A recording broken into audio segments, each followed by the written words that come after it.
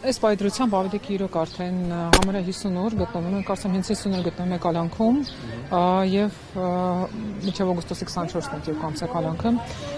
Տեսակցության հնարավորությունը փակ է։ Այս պայծրությամբ իրենք ոչ մենք են կարողանում տեսակցել, այսինքն մենք ընտանիքը ընդհանրապես ծանոթները, ոչ նույնիսկ падգամավորները,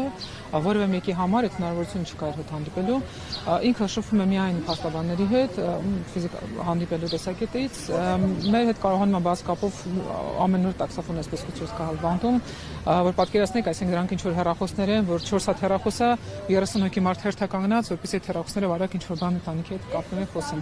Մենք օրական երևի 5 րոպե խոսում ենք ընդհանուր, չգիտեմ, առողջական վիճակից, ցուցակցային հարցերից, ով ինչպես է, ինչ նորություն կա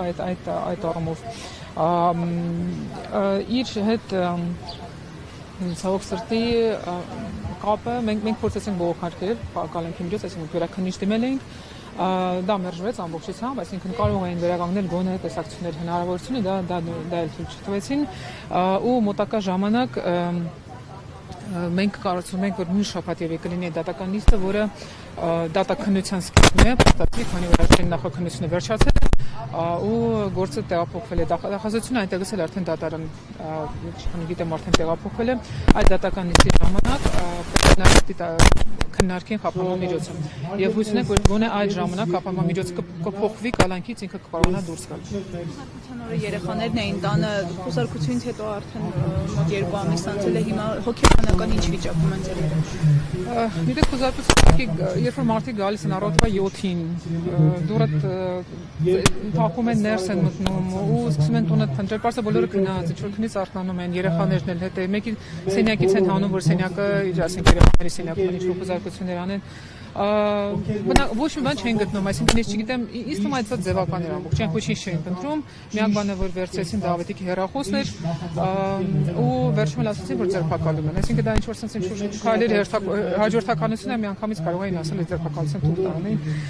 Հոգեբանները իրենց համար իհարկե բարդ է, իրենց շատ դժվար է բացատրել, թե կոնկրետ ինչի համար է Ավետիքը հիմա գտնվում բան։ Ինչու են իրեն մեղադրում, ինչ վատ բան են կարել, այսինքն բացատրում ենք, որ ոչինչ չկա այդ գործի մեջ, ոչ մի փաստացի հիմք չկա եւ հիմա նախաքննությունը վերջացել է, փաստացի գործին ծանոթանալուց հետո այնտեղ ոչ մի, այսպես ասած, քրեական արարքի մասին նույնիսկ բան չկա։ Առողջական վիճակի մասին պարոն Չալաբյանի ինչ վիճակում է նա հիմա։ Ավետիքը ունի որոշակի առողջական խնդիրներ, որի հետ կապված ինքը անընդհատ հետազոտություններ էր անցնում, սրտաբանական այս պահին փառք Աստծո ոնց որ թե նորմալ է առողջական վիճակը, բայց մենք միշտ հետևում ենք այդ իրավիճակին, բայց բանտն էլ ոչ մեկի վրա, այսպես ասած, դրական ազդեցություն չի թողնում առողջության տեսակետից։ Չալաբյանը ինչ է ասում, ընդունում է քաղաքական ոչ մի ամբողջությամբ մեղադրանք է ու դատական փուլում այն ամբողջությամբ փլուզվել է, նաև ոչինչ չի տեղ ունեցել նախաքննության փուլում, ոչ մի գործողություն փաստացի, ինքը 2 ամիս եղել է կալանքում, այդ ընթացքում քննչականը, ես ինչքան հասկացա, ոչ մի գործողություն չի ելել։ Հեռախոսը հետ վերադարձվել են, թե դա։ Չէ, ես պայն չէ, հույս ունենք։ Ես